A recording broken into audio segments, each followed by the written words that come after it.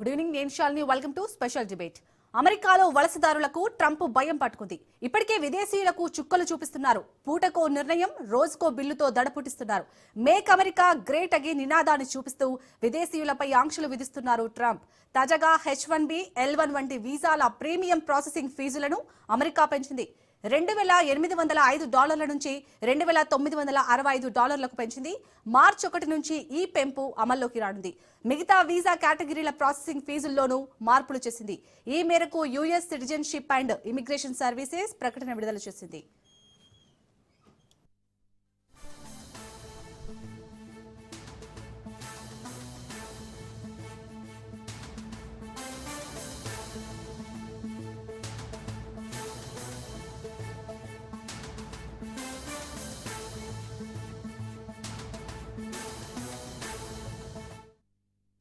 ఇప్పటికే వృత్తి నిపుణులకు ఇచ్చే H1B వీసాల జారీ ప్రక్రియలో కీలక మార్పులు చేసింది అమెరికా. వీసా కేటాయింపుల విధి విధానాలను US citizenship and immigration service federal రిజిస్టర్లో ప్రచురించింది. కొత్త విధానం 2026 ఫిబ్రవరి 27 నుంచి అమల్లోకి రానుంది. ఇప్పుడు ఉన్నట్లుండిగా ర్యాండమ్ గా H1B వీసాలు జారీ చేయరు. అత్యధిక వేతనాలు, అధిక నైపుణ్యాలు ఉన్న వ్యక్తులకు వీసా పొందే అవకాశాలు ఎక్కువగా లభిస్తాయి. తక్కువ జీతం లేదా ఎంట్రీ లెవెల్ ఉద్యోగులకు వీసా ఎంపిక ప్రక్రియలో తక్కువ ప్రాధాన్యం ఉంటుంది.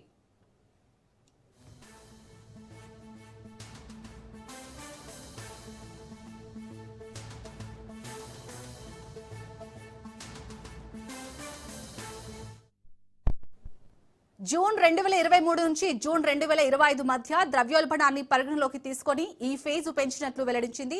వీసా దరఖాస్తులను వేగంగా ప్రాసెస్ చేయడానికి ఈ అదనపు రుసుమును వసూలు చేస్తారు.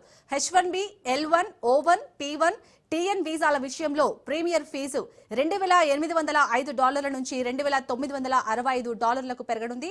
F1, J1 వంటి వీసాల విషయంలో ఫీజుని $1,965 నుంచి $2,075 పెంచింది. ఈ పెంపు ద్వారా వచ్చే ఆదాయాన్ని ప్రీమియం ప్రాసెసింగ్ సర్వీసులు అందించడానికి ఉపయోగిస్తామని USCIS వెల్లడించింది. ఇతర దేశాలతో పాటు భారత్కు చెందిన విద్యార్థులు, వృత్తి నిపుణులపై ఈ ఫీజు ప్రభావం ఉంటుంది.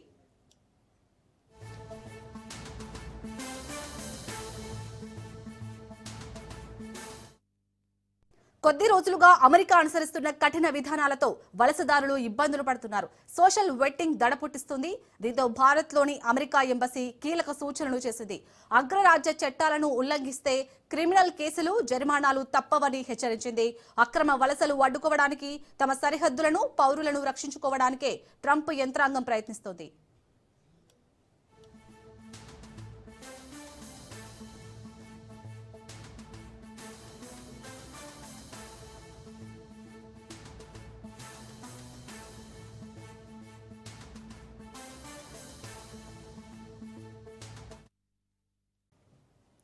ఇదే అంశంపై డిస్కస్ చేద్దాం. మనతో జూమ్ లైవ్ లో ప్రముఖ అనలిస్ట్ పెంటపాటి పుల్లారావు గారు ఉన్నారు. నమస్తే అండి పుల్లారావు గారు.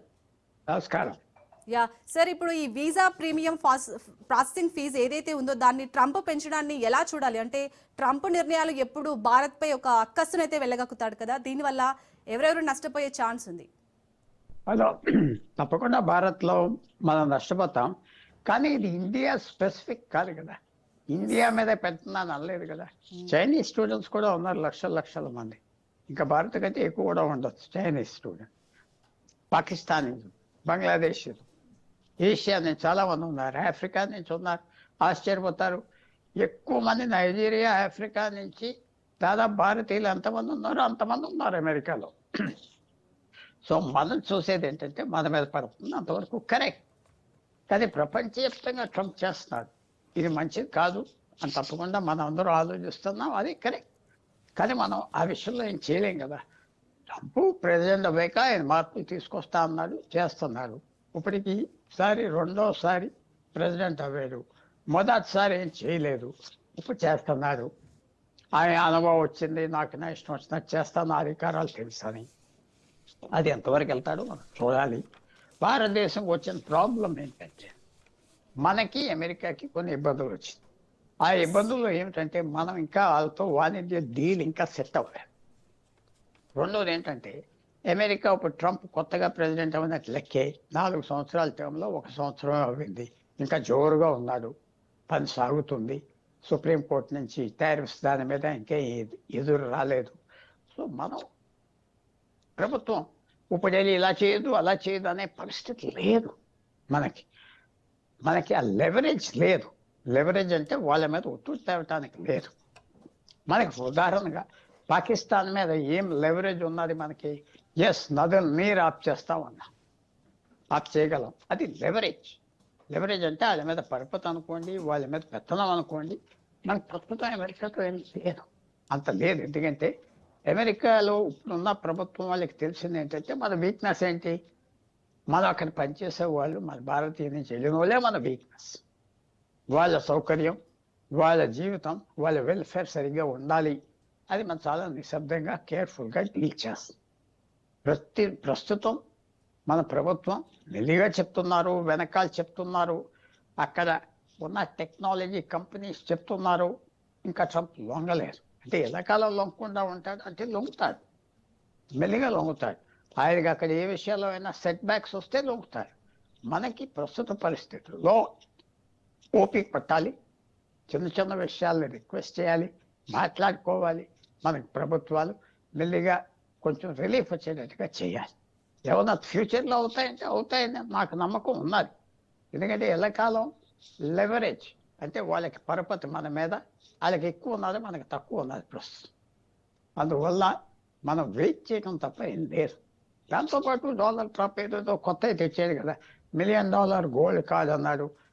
అలాగే $5 మిలియన్ సిటిజన్షిప్ కార్డు అన్న. ఏమవుతుందో చూడాలి. ఒక్కోసారి ఆయన ఏమంటాడంటే భారతీయులు వచ్చిన వాళ్ళందరూ ఇక్కడ చదువుకున్న వాళ్ళకి గ్రీన్ కార్డు ఇచ్చేయాలంటాడు. మళ్ళీ మర్నాడు మార్చుకుంటున్నాడు. ఆయన ఇన్స్టింక్ట్, ఆయన తప్పుల్ని చేయాలని, కానీ పక్కన ఉన్న వాళ్ళు కొంతవరకు అడ్డం పడుతున్నారు. ఆయనకి తెలుసు ఇది అమెరికాకి మంచిది కాదు. భారతదేశం నుంచి వెళ్ళిన వాళ్ళు చిన్న పనులకి వెళ్ళలేరు, మేధావి పనులకి వెళ్తున్నారు, ఇంటెలెక్ట్ పనికి వెళ్తున్నారు. వాళ్ళు అక్కడ యాడ్ చేస్తున్నారు వాళ్ళ ఇన్కమ్కి, వాళ్ళ తెలివితేటలకి, వాళ్ళ నాలెడ్జ్ బ్యాంక్ తెలుసు. కానీ పని చేస్తున్నారు. మనం ఆగాలి. మన స్టూడెంట్స్ ఏంటి, వాళ్ళేంటి, ఇతర దేశాలకి మంచి అవకాశాలు ఓపెన్ అవని. అంటే అమెరికా వెళ్ళాలంటే కూడా చాలామంది ఇప్పుడు యూరోపియన్ దేశాలు కూడా వెళ్తున్నారు కదా, జపాన్ వెళ్తున్నారు కదా. ఎక్స్ప్లోర్ చేయాలి. మనం సంవత్సరం 3-4 లక్షల మంది క్వాలిఫైడ్ పీపుల్ ఇలాంటి ఉద్యోగాలకి ఇతర దేశాల్లో రెడీ వస్తున్నారు. ఇంకా ఎక్కువ కూడా ఉంటారు. భారతదేశంలో కూడా చాలా మంది పనిచేస్తున్నారు. అందువల్ల ఇది ఒక టెస్టింగ్ టైం. తర్వాత ఇవన్నీ వెనక్కి ఏంటి, టెక్నాలజీ మారిపోతుంది. ఆర్టిఫిషియల్ ఇంటెలిజెన్స్ వస్తుంది. ఎంతవరకు వెళ్తుంది, ఎంతవరకు తీసుకెళ్ళిపోతుంది అది కూడా ఇంకా తెలియదు. మార్పు అనేది ట్రంపే కాదు, మొత్తం టెక్నాలజీ సెక్టర్ కూడా మార్పు, ఆర్థిక వ్యవస్థ మార్పు. రాబోయే రోజుల్లో పెట్రోల్ కూడా తగ్గిపోతుంది. సోలార్ ఎనర్జీ ఇంత ప్రపంచ మార్పులో ఉన్నప్పుడు కొన్ని తేడాలు వస్తాయి. అది మీరు చేయలేదు, నేను చేయలేదు, తేడాలు వస్తాయి. ప్రపంచం మన దృష్టితో మనం అంటున్నాం. యూరోప్లో 30 దేశాలు ఉన్నాయి. అమెరికాతో 1945 నుంచి ఒప్పందాలు ఉన్నాయి. ఆయన ఏం లేవంటున్నాడు ట్రంప్. ఇవన్నీ మనం కేర్ఫుల్గా మన ఒక్కరికే అవ్వట్లేదు. ఆశ్చర్యమైన విషయాలు. అలాగే వెనజువేలా గవర్నమెంట్ తీసాడే అతను వెళ్ళి ఇప్పటి వరకు ఏ అమెరికన్ ప్రెసిడెంట్ ఈ 15-20 సంవత్సరాల్లో చేయలేదు. 30 సంవత్సరాల క్రితం చేశారు. పనామాలో అక్కడ మిలిటరీని పంపించడం. ఎస్, మన పాకిస్తాన్లో కూడా ప్రభుత్వం మార్పిచ్చాడు. 3 సంవత్సరాల క్రితం ఇమ్రాన్ ఖాన్ ఇష్టం లేదని చేస్తున్నారు. సో మనం దేశం గురించి చూస్తే ఇది ఓపికగా చేయాలి. మనం 50,000 వీసాలు ఇవ్వండి, 1,00,000 వీసాలు ఇవ్వండి అంటే వాళ్ళు మనల్ని బ్లాక్మెయిల్ చేస్తారు. సో చాలా కేర్ఫుల్గా డీల్ చేయాలి. కష్టం అని ఒక సెక్షన్కి అనిపిస్తుంది. సో అది తప్పకుండా మనకి ఇంపార్టెంట్ సెక్షన్. మధ్యతరగతి వాళ్ళు ముఖ్యంగా తెలుగు రాష్ట్రాల్లో, కర్ణాటకలో, తమిళనాడులో చాలా కీ పీపుల్ ఉన్నారు. మన యూత్ అంతా ఆడికి వెళ్తారు. సో చూడాలి, అనుభవించాలి, ఇది సఫర్ అవ్వాలి. అలాగే పుల్లారావు గారు, ఎప్పుడు కూడా ట్రంప్ పెట్టే నిబంధనలు ఫస్ట్ నుంచి కూడా భారతీయులైతే ఒక టెన్షన్ అయితే ఉంది వలసదారుల్లో. సో ఇప్పుడు ఈ H-1B ఉద్యోగులకు ఇచ్చే వేతనాల సవరణని ఎలా చూడాలంటారు? తప్పకుండా ఇదంతా డిఫికల్ట్ కదా. ఆయన తీసుకొచ్చింది $100,000 పెట్టమన్నాడు. అమలు చేయడానికి టైం వస్తుంది. కంపెనీస్ అందరూ అబ్జెక్ట్ చేస్తున్నారు. అక్కడ ఓపెన్గా చేయట్లేదు. పెద్ద కంపెనీలు అందరూ మెల్లిగా చెప్తున్నారు, కన్విన్స్ చేయడానికి చూస్తారు. తగ్గించడానికి చూస్తారు. ఆయన మంచి హ్యాపీగా పరిస్థితి ఉంటే అమెరికాకి ఎవరిని లెక్క పెట్టడం. అది కొంచెం ఆయనకి సెట్ బ్యాక్స్ వస్తే వింటాడు. సెట్ బ్యాక్స్ ఏమైనా ఆయనకు కనపడుతున్నాయా అంటే కనపడలేదు. ఆయనకి ప్రస్తుతం ఆయనకు పబ్లిక్ సపోర్ట్ ఉన్నది అనుకుంటున్నాం. రాబోయే నవంబర్లో తెలుస్తుంది. అది మధ్య ఎలక్షన్లు రిజల్ట్ మీద కూడా ఆధారపడి ఉంటుంది. ఇంకా స్ట్రాంగ్ వెళ్ళిపోతాడా, తగ్గిపోతాడా చూడాలి. ఆర్థిక వ్యవస్థ ఎప్పుడైతే టారిఫ్స్ వేసాడో, ఇలాంటి కండిషన్స్ అని పెట్టాడో, ఇమ్మీడియట్గా ఆర్థిక వ్యవస్థ మీద నెగిటివ్ ఇంపాక్ట్ ఇంకా రాలేదు. వస్తాదంటున్నారు అందరూ. చూడాలి. ఈ ఫ్యాక్టర్స్ అన్నిట్ల మీద ఆధారపడాలి. లేకపోతే చాలా కష్టమైన పరిస్థితి. అనుకోకుండా టూ మచ్గా చేస్తున్నారు, మనకు సడన్గా షాక్స్ ఇచ్చారు, మనమేం చేయలేకపోతున్నాం అంటే ఆయనకేం పట్టింపు లేదు. రెగ్యులర్ పాలిటీషియన్ కాదు, సడన్గా అవ్వాడు. సో ఆయన మీద మనం మరీ చెప్పేది పర్ఫెక్ట్ లేదు. ఆయన మీద ఆ మేనేజ్ చేయలేకపోయాం. కొన్ని దేశాలు చేస్తున్నారు ఆయన్ని. అది చిన్న అవసరాలు ఉన్నాయి. సౌదీ అరేబియాకి ఏం అవసరం ఉన్నది, వీసాలు అక్కర్లేదు, ఏం అక్కర్లేదు. వాళ్ళు ఏదో ఆయిల్ అమ్ముకుంటారు, కొన్ని విషయాల్లో ఇంట్రెస్ట్ ఉన్నది, అంతవరకే. మన దేశానికి ఎన్నో ఇంట్రెస్ట్ ఉన్నాయి. మన వాళ్ళు అక్కడ చదివించాలి, మన వాళ్ళకి ఉద్యోగాలు రావాలి, మన వాళ్ళకి సిటిజన్స్ అవ్వాలి, గ్రీన్ కార్డ్స్ అవ్వాలి, మనకి వ్యాపారం కావాలి, ఇవన్నీ ఉన్నాయి. సాఫ్ట్వేర్ బిజినెస్ కావాలి, సాఫ్ట్వేర్ కంపెనీస్ మనం కంట్రోల్ చేస్తాం లేబర్తో, టాలెంట్. ఇవన్నీ మనకి మిగతా దేశాల అవసరాలు. తప్పకుండా మనకి ఇబ్బంది కనపడుతుంది, ఇబ్బంది ఉన్నది. ట్రంప్ తలుచుకుంటే తీసేస్తాడంటే ట్రంప్ చేతుల్లో కూడా లేదు. ఆయన పార్టీలో ఉన్న ఒక సెక్షన్ ఇవన్నీ కావాలంటున్నారు. వాళ్ళకున్న తగాదాలు టెక్నాలజీ కంపెనీస్తో ఉన్నాయా, ఎవరితో ఉన్నాయా లోతుగా మనకి తెలియదు. కానీ తప్పకుండా భారతదేశానికి మన అవసరాలు చెప్పాను కదా, సింపుల్గా సౌదీ అరేబియా, ఖతార్, కువైట్, వాళ్ళకేవో అవసరాలు లేవు. ఊరికనే వ్యాపారాలు, డిఫెన్స్ అంతే. మనకి ఎన్నో అవసరాలు ఉన్నాయి కాబట్టి మనకి తప్పకుండా ఇలాంటి మార్పు అనే టైంలో తప్పకుండా నొప్పి తగులుతూ ఉంటారు. సార్, అలాగే ఇప్పుడు అసలు అమెరికా ఈ 4 అంచెలుగా వేతన వ్యవస్థను ఎందుకు మార్చిందంటారు? ఎందుకంటే ఇప్పటికే చాలా నిబంధనలు పెడుతుంది కదా వీసా విషయంలో. అంటే ఒకటి వాళ్ళకి ఏమైందంటే ఇంతవరకు రాకపోదు. గత 10 సంవత్సరాల్లో ట్రంప్ అవ్వకముందు నుంచి 2000 ఒబామా టైం నుంచి 2009 నుంచి 2016 గోళ్ళు కూడా ఎరగొట్టేశారు. బోర్డర్కి అక్కడ లక్షల మంది వచ్చేసారు మెక్సికో నుంచి, అక్కడి నుంచి ఇక్కడికి వచ్చేసి అమెరికాలో దిగిపోయి అక్కడ ఉన్న సోషల్ వెల్ఫేర్ స్కీమ్ దాంట్లో రిజిస్టర్ అయిపోయి డబ్బు తినేస్తున్నారు. అవన్నీ లా అనేది లేదు, అది ఎక్సర్సైజ్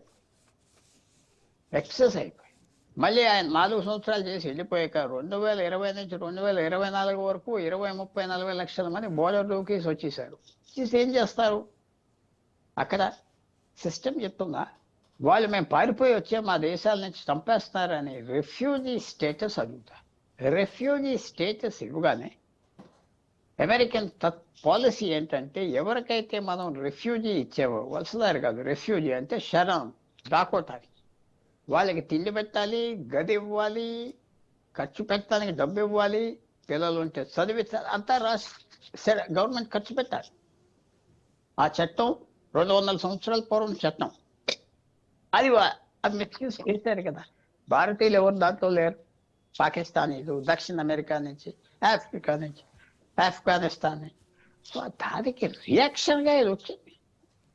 ఇదేం ఊరుకునే రాలేదు, మన మొహాలు చూసి రాలేదు, మనం దాంట్లో చిక్కున్నాం. మీద వెళ్ళాం, కరెక్ట్ రూట్ మీద వెళ్ళాం, కానీ కనపడుతున్నాం. సక్సెస్ ఎక్కువ కనపడుతున్నాం, అన్ని చోట్ల వచ్చాం, ఎక్కడ దిగినా ఉంటాం. ఆఖరికి మన ట్రంప్ హార్ట్ ప్రాబ్లం ఏదో వచ్చిందంటే న్యూయార్క్ నుంచి టాప్ డాక్టర్ ఎవరు అంటే భారతీయుడు. సో ఎక్కడికి వెళ్ళినా కనపడుతున్నాం, ఎన్ని ఇబ్బందులు ఉంటాయి. మనం తప్పకుండా పట్టుకోవాలి.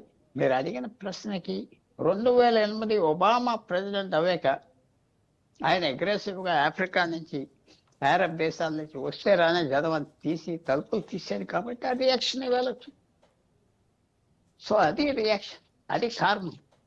సడన్గా వాళ్ళు నిద్రలేసి భారతీయుల మీద పడదామని కాదు, అక్రమ వలసదారుల మీద పడి లీగల్గా వచ్చిన వలసదారుల మీద కూడా పడతాయి. అది ప్రాబ్లం.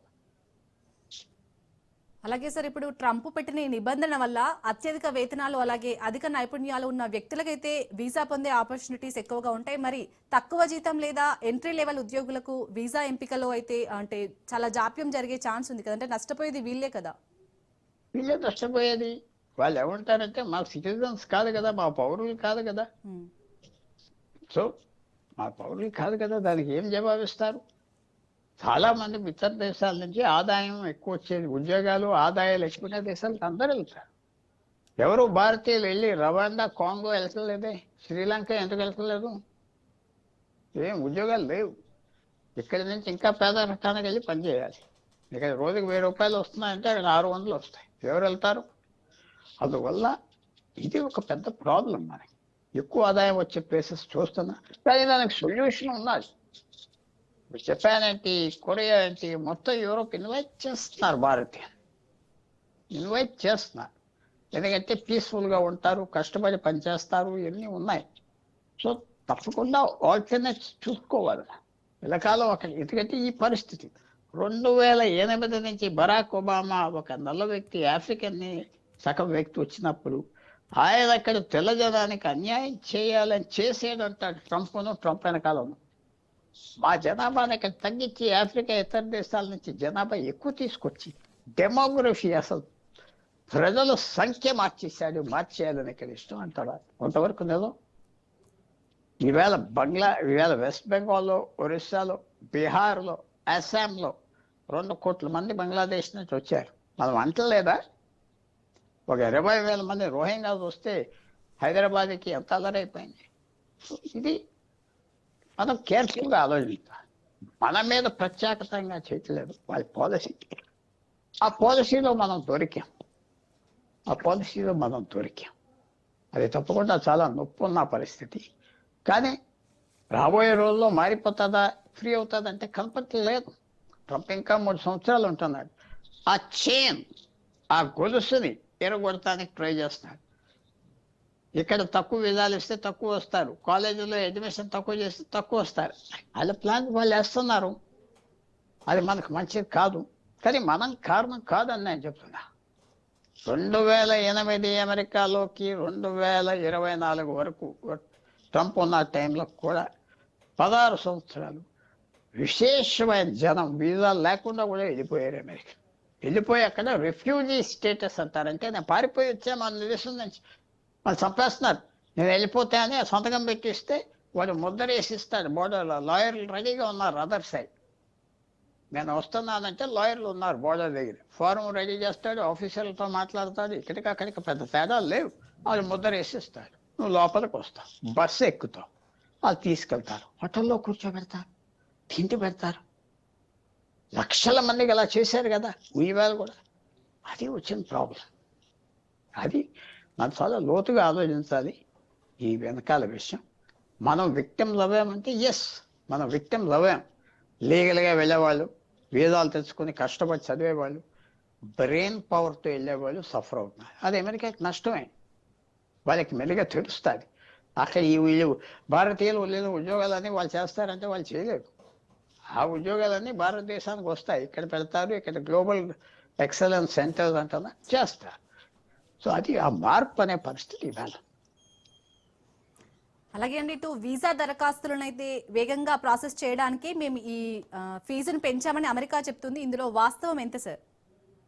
కొంతవరకు వాస్తవం. వాళ్ళు స్టాఫ్ పెంచుతున్నాం, ఎక్కువ ప్రాసెసింగ్ ఉన్నది. కొంతవరకు ఎక్కువ అంటే అది కరెక్ట్ పాలసీ అంటారు కాబట్టి కొంతవరకు. ఈవేళ ఖర్చులు పెరిగినాయి, లక్షల మంది అప్లై చేస్తారు. మేము స్టాఫ్ను పెంచుకోవాలి, పెంచుకోకపోతే కుదరదు. ఎన్నో రోజులు పడుతున్నాయి కదా వీసా ఇంటర్వ్యూకి. ఒకనప్పుడు వారం రోజుల్లో దొరికే తారీఖు 6 నెలలు పడుతుంది, సంవత్సరం పడుతుంది భారతదేశంలో. సో అది కొంతవరకు కరెక్ట్, కొంతవరకు. అలాగే సార్, ఇప్పుడు ఈ ఐటీ పరిశ్రమ అనేది కొత్త నిబంధనలతో ప్రమాదంలో పడే అవకాశం ఎంతవరకు ఉందనుకోవచ్చు? ఐటీ ఇండస్ట్రీ ఒకలాగే లేదు కదా. 40 సంవత్సరాల క్రితం ఎలాగున్నది, 30 సంవత్సరాల క్రితం ఎలాగున్నది, ఇప్పుడు ఎలాగో ఫాస్ట్ చేంజ్ వస్తుంది. దాంట్లో ఆర్టిఫిషియల్ ఇంటెలిజెన్స్ వచ్చింది, కొత్త విషయాలు వస్తున్నాయి, కొత్త టెక్నాలజీలు వస్తున్నాయి, Yes. ప్రశ్నలు ఎలాంటివి వస్తున్నాయి. అసలు ఫోన్ అనేది ఫ్యూచర్లో ఉంటుందా? ఇలాంటి ఫోను బిల్ గేట్స్ ఉండదు అంటున్నాడు, ఈలాన్ మస్క్ ఉండదు అంటున్నాడు. కొత్త విషయాలు వస్తాయి. ఆఖరికి ఒక పెన్సిల్ లాగా ఫోన్ ఉంటుంది, మనం చెప్పేస్తే చేస్తుంది. ఈ ఫోన్ ఎత్తి ఇలా పనిచేసి పెట్టి ఎవరి నంబర్లు ఉన్నాయి చెప్పేస్తుంది. అది ఇదంత అవసరం లేదు, ఇది అవుట్డేటెడ్ మెషినరీ అంటున్నారు. అంత మార్పు వచ్చే సమయంలో ఐటీ ఇండస్ట్రీ కూడా మార్పుకి వెళ్తాం. కొత్త విషయాలు వస్తున్నాయి. లక్షల మంది పెట్టి ఒక కంపెనీ పనిచేయక్కర్లేదా? 5,000 మంది చాలా అది చూస్తున్నారు. తప్పకుండా ఐటీ సెక్టార్ మార్పు చేంజ్లో ఉండాలి. తప్పకుండా చాలా పెయిన్ఫుల్. ఉద్యోగాలు తగ్గించేస్తున్నారు, కొత్త ఉద్యోగాలు వస్తాయని అందరూ భావిస్తారు. ఎందుకంటే కొత్త టెక్నాలజీ వస్తే కొత్త ఉపయోగాలు వస్తాయి. కొత్త ఉపయోగాలు వస్తే ఉద్యోగాలు వస్తాయి. ఒక 3 సంవత్సరాల క్రితం 4 సంవత్సరాల క్రితం ఆర్టిఫిషియల్ ఇంటెలిజెన్స్ అంటే మనుషులు లేకుండా ఆలోచించే మెషిన్ అయి దానికి పవర్ కావాలి, నీరు కావాలి, ఎక్కువ పవర్ ఉండాలి. అంటే గూగుల్ వాళ్ళు ఏమంటున్నారు, పవర్ ప్రపంచంలో సరిపడా పవర్ లేదు. మనం చంద్రమండలంలో మనం ప్లాంట్స్ పెట్టి అక్కడ సోలార్ ఎనర్జీ క్యాప్చర్ చేయొచ్చు కదా, అక్కడ పెడితే ఏమున్నది, ఆ మషిన్స్ అక్కడే ఉంటాయి. అలాంటి ఆలోచనలు వస్తున్నాయి. ఇది ఒక 10 సంవత్సరాల్లో లేదు కదా, చేంజ్ అంత వచ్చేసింది, చాలా చేంజ్ వచ్చేసింది. దేఫో ఇలాంటి మార్పు 30 సంవత్సరాల తర్వాత వస్తుందంటే ఒక ఆందోళన తప్పకుండా. కొంతమంది నలిగిపోతారు, కొంతమంది పైకి వస్తారు, అందరికీ బాధే ఉంటుంది, అరాచక పరిస్థితి కనపడుతుంది. అది తట్టుకోవాలి, అడ్జస్ట్ చేయాలి. దానికి భారతదేశం చేయవలసింది ఏంటంటే మన ఎడ్యుకేషన్ మార్చాలి, ఎక్కువ ఎడ్యుకేషన్ ఇవ్వాలి, ఎక్కువ సబ్జెక్ట్స్లో ఇవ్వాలి, ఎక్కువ ఫ్యూచర్ ఉండే సబ్జెక్ట్స్ ఇవ్వాలి, కరిక్యులాలు మార్చాలి. ఏదో 20 సంవత్సరాల క్రితం చెప్పిన చదువులు చాలు. సో ఆ దెబ్బ మనకు తాగకూడదంటే మనం ఎడ్యుకేషన్ మార్పు, ట్రైనింగ్ మార్చాలి, ఎన్నో మార్చుకోవాలి. సార్, ఇప్పటికే ఇటు వేతనం ఆధారంగా H1B వీసాలు అనేది ఇస్తుంది. ఇప్పుడైతే అధిక వేతనం అనేది ఒక ఆప్షన్ పెట్టింది. సో అధిక వేతనంతో పాటు నైపుణ్యం కూడా ఉండాలా సార్? అంటే కంపల్సరీ అది? కంపల్సరీ కాదు, అది వేరే కేటగిరీస్ పెడుతున్నారు. నీకు స్పీడ్గా చేయాలా, నీకు గ్రీన్ కార్డుకి ఎంత కావాలి, $1 మిలియన్ ఇస్తే ఏదో గ్రీన్ కార్డు ఇస్తా ఉంటాను, ఏదో రకం $5 మిలియన్. చాలా మంది కొనుక్కునే వాళ్ళు ఉన్నారు, చాలా మంది అక్కర్లేదు అంటారు. సో ఇవన్నీ వాళ్ళు టెస్ట్ చేస్తున్నారు, ఎంతవరకు వెళ్తారు ఈ మార్కెట్లో అని. డబ్బు ఏదో రకంగా తీయాలి. డొనాల్డ్ ట్రంప్ ఏమంటాడంటే, ఇలాగ గ్రీన్ కార్డ్ కావాల్సిన వాళ్ళు అమెరికాలో వెయిటింగ్ లిస్ట్ 50 లక్షల మందో ఉన్నారు. ఆ 50 లక్షల మందో 1 కోటి మందో ఉన్నారు. వాళ్ళు ఒక్కోళ్ళని $50,000 అడిగితే ఇస్తారు కదా, ఇదంతా కలెక్ట్ చేయొచ్చు కదా. అలా కలెక్ట్ చేస్తారు, ఆ స్కీమ్ ఏదో తీసుకొస్తారు. నీ గ్రీన్ కార్డ్ ఇస్తావు, నువ్వు 10 సంవత్సరాలు ఉంటే $50,000 ఇమ్మంటారు. అందరూ ఇస్తారు కదా, పోయిన ఆదాయం సగం సంవత్సరం పోయిందని ఇచ్చేస్తారు. డబ్బు ఎలా పెంచాలి, డబ్బు ఎలా తీసుకురావాలి ఆయన ఆలోచన వ్యాపారస్తుగా. సో ఎన్ని కొత్త ఆలోచనలు వస్తాయి, కొత్త వ్యవహారం వస్తుంది, మనం ప్రిపేర్ అయి ఉండాలి. దానివల్ల అంతా చెడ్డ అవుతుంది అంటే నేను ఒప్పుకోను, కొంచెం మంచి కూడా జరగవచ్చు. మన అవసరం నిజంగా భారతీయుల అవసరం అక్కడ ఉంటే వాళ్ళే మార్చుకుంటారు. ఇది అవసరం లేదా, తక్కువ జీతాలు మనకిచ్చి తీసుకెళ్లకుండా అక్కడే ఎక్కువ జీతాలు ఇచ్చి పని చేయించుకోగలరా? లేకపోతే భారతదేశానికే పని ఇచ్చి ఇక్కడే ఎంప్లాయ్మెంట్ చేయమని చెప్పొచ్చు కదా. అవన్నీ మార్పులు వస్తున్నాయి, పెద్ద మార్పులు వస్తున్నాయి. మన ప్రభుత్వం అంత చేయలేదు. మనం ప్రిపేర్ ఉండాలి. మన ఎడ్యుకేషన్ సిస్టమ్, మన ప్రభుత్వాలు పూర్వంలాగా కాదు. కొత్త ఎడ్యుకేషన్ ఎక్కడ సూటబుల్, ఏం చేయాలి ఆలోచించాలి. ఇన్ని ఇలా ఉండగా ఎవరైనా నమ్ముతారా? 50,000 మంది 1,00,000 మంది భారతీయులు ఇతర దేశాలకు వెళ్ళి మెడికల్ కాలేజెస్లో చదువుతున్నారు. ఇక్కడ కాలేజెస్ లేవు కాబట్టి. అది మీకు తెలుసు కదా. మన దేశంలో మనం సరి చేసుకోవట్లేదు, మన వాళ్ళు ఇతర దేశాలకి మెడికల్ కాలేజెస్కి పంపిస్తున్నాం. అయితే మన లోటు ఎంత ఉన్నది అది కూడా ఆలోచించుకోవాలి. మన లోటు కూడా మనమే బయటికి పంపిస్తున్నాం. ఇక్కడ చదువు అంత మంచిదా? చదువు ఇంప్రూవ్ చేయొచ్చు కదా, చదువు మీద ఫోకస్ చేయొచ్చు కదా. అది మాత్రం కూడా మనం ఆలోచించుకోవాలి. సార్, అలాగే ఇప్పటికే భారత్లోని అమెరికా ఎంబసీ అయితే కీలక సూచనలు చేస్తుంది. అగ్రరాజ్య చట్టాలను ఎవరైతే ఉల్లంఘిస్తారో వారిపై క్రిమినల్ కేసులు అలాగే జరిమానాలు తప్పవని కూడా హెచ్చరిస్తుంది. సో ఇప్పుడు అమెరికాలో ఉండే భారతీయులు వాళ్ళకి ఎలాంటి సూచనలు ఇస్తారు మీరు? అది తప్పకుండా చాలా జాగ్రత్తగా ఉండాలి. పూర్వం లాంటి అమెరికా కాదు, చాలా జాగ్రత్తగా ఉండాలి, కనపడకుండా ఉండాలి. మన రాజకీయ నాయకులు వెళ్ళి అక్కడ గెంతులు వేయకూడదు. అక్కడ మన వాళ్ళు వెళ్ళి జెండాలు ఊపి అల్లరి చేసి మన మతాలు బయట పెడితే అందరికీ కనకొడుతుంది, అందరికీ కోపం వస్తుంది. అక్కడ ఉన్నవాళ్ళే మనకు రాదా? ఇక్కడ ఎవరో ఇతర దేశాల నుంచి వచ్చి ఇది వాళ్ళు ఇష్టం వచ్చినట్టుగా చేసి ఇక్కడ పాలిటిక్స్ చేస్తే సో మనం మార్చుకోవాలి. ఇక్కడ నాయకులు వెళ్తారు పెద్ద ఊరేగింపులు జెండాలతో, ఇది ఏంటి? కనుకొస్తుంది కదా. మన బిహేవియర్ కూడా మార్చుకోవాలి, మోడరేట్ అయిపోవాలి, కనపడకూడదు. కనపడ్డాం కాబట్టి మన మీద పర్టిక్యులర్గా జెలసీ కూడా వచ్చింది. సో కనపడకుండా కేర్ఫుల్గా నీ పని చేసుకో. మన రాజకీయ నాయకులు కూడా అక్కడికి వెళ్ళి మీటింగ్లు ఎందుకు పెట్టాలి? ఆ పార్టీ మీటింగ్, కులం మీటింగ్లు ఏంటి అక్కడ, ఇవన్నీ వాళ్ళు వాచ్ చేస్తున్నారు, అందరూ ఇంట్రెస్ట్గా చూస్తున్నారు. ఎందుకంటే ఒకనప్పుడు చిన్న లెక్క ఉండేవాడు. భారతదేశం నుంచి 1961 నుంచే జనం రావటానికి వీసాలు ఇస్తున్నారు అమెరికాలో. అప్పటి వరకు ఎవరు వెళ్ళేవాళ్ళు కాదు, వెళ్ళనిచ్చేవారు కాదు, రానిచ్చేవారు కాదు. సో మన తప్పు కూడా లేదంటారా? మనం అక్కడికి వెళ్ళి మీటింగ్లు పెట్టి జెండాలు పెట్టి ఊరేగి పెద్ద పెద్ద స్టాచ్యూస్ కట్టి అవి కూడా వాళ్ళకి బాధ వచ్చింది.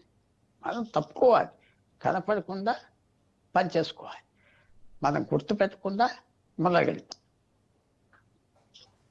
అలాగే పుల్లారావు గారు, ఇక్కడ అక్రమ వలసలు అడ్డుకోవడానికి, అలాగే తమ సరిహద్దులను, అలాగే అమెరికాలో ఉండే పౌరులను రక్షించుకోవడానికి ట్రంప్ యంత్రాంగం ఇలాంటి చర్యలను చేపడుతుంది. బట్ ఇలాంటి చర్యల వల్ల భారతీయులకే మెయిన్ నష్టం కదా సార్? కరెక్టే. మరి ఆ దేశంలో మనం లేం కదా. ఆ దేశంలో వాళ్ళు ఇష్టం వచ్చినట్టు చేస్తున్నారు, మనం కొంతవరకు అడుగుతాం. ఇప్పుడు బంగ్లాదేశ్ మన దేశంలో అక్రమంగా వచ్చిన వాళ్ళు ఉండాలంటారా, వెళ్ళిపోవాలంటారా? మీరు ఏమంటారు? వెళ్ళిపోవాలంటారా కాదా? చెప్పండి. ఎస్, అంతే. అది మనం జాగ్రత్త పడాలి. మేము న్యాయంగా ఉన్నాం, మేము గొడవలు చేయం, మాకు ఐడీలు ఉన్నాయి, చదువుకుంటున్నాం, మంచి వాళ్ళంటే ఉండమంటాం. వాళ్ళు కూడా అంతే కదా. ఇక్కడికి వచ్చి తైతక్కలాడుతున్నారని అందరికి భయం కాబట్టి పోమంటాను. వాళ్ళు కూడా చక్కగా బిహేవ్ చేస్తే ఏమంటాం? ఉండండి అంటాం. సో మన పద్ధతి కూడా మనం మార్చుకుంటే మంచిది. అక్కడ సిటిజన్స్గా అక్కడికి వెళ్ళావు కాబట్టి కలిసిపో, మర్చిపో నీ దేశం అని చెప్పాలి, లేకపోతే వాళ్ళు ఒప్పుకోవట్లేదు. రైట్, థ్యాంక్ యూ అండి పుల్లారావు గారు, డిబేట్లో పాల్గొన్నందుకు. సో చూసారు కదండి, ఇది వాటి special debate. Keep watching Raj news.